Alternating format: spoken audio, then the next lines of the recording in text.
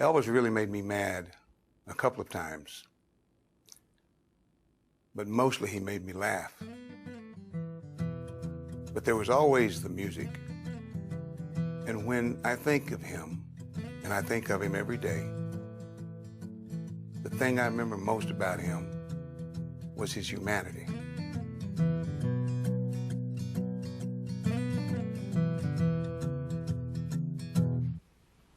I'd like to tell y'all now a very moving story, one that still touches me today, almost like the one with my uncle and with Elvis, the first time I saw him like that. There was an appeal story written in the commercial appeal there, morning paper in Memphis. And it was an article regarding this little woman that had no legs from the hips down. She was born that way. She had had children, raised them. She would even raise, they had in the story, she had raised some of her grandchildren. And this appeal story was that how she got around on some wood that was nailed together, and underneath they had these roller skates nailed to it. And they had these special handles with some like a leather thing. And she'd pull herself along like skiers do on snow skis and everything. And so Marty read it, Marty Lacker. And he brought it up to the house, and I was sitting there with Elvis at the dining room table. And Marty said, "Elvis, when you get a chance, I think you might want to read this." And I said, "Okay." He finished eating, and he picked over the paper and he looked at it.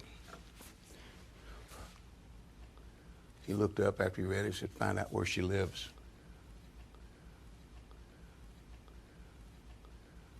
So Marty did call the paper. Elvis went and bought the most expensive electric wheelchair made. And he and Priscilla, Marty, Alan, Richard, and I think Billy and myself went out there. And it was in the trunk of the car.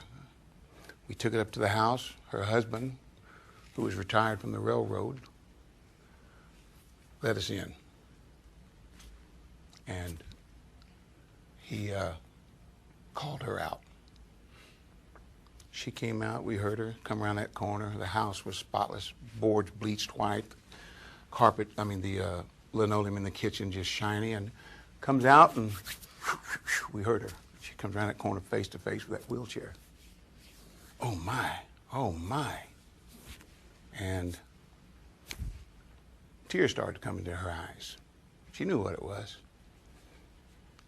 And tears came to our eyes. She asked if she could sit in it. We lifted her up, Elvis on the one side and I on the other, put her there, and she's checking it out. And Elvis said, "Ma'am, now, I don't know how to tell you how to operate this thing," but he said, they demonstrated over there, and this here you can just go wherever you want to and get there fast and everything. So he said, "We just wanted you to have it." She starts crying, we start crying, and soon we're out of there. We have to get out of there. We walked outside and Alan said, "Elvis, I don't think she knew who you were." He said, "It doesn't matter. She knows someone cares."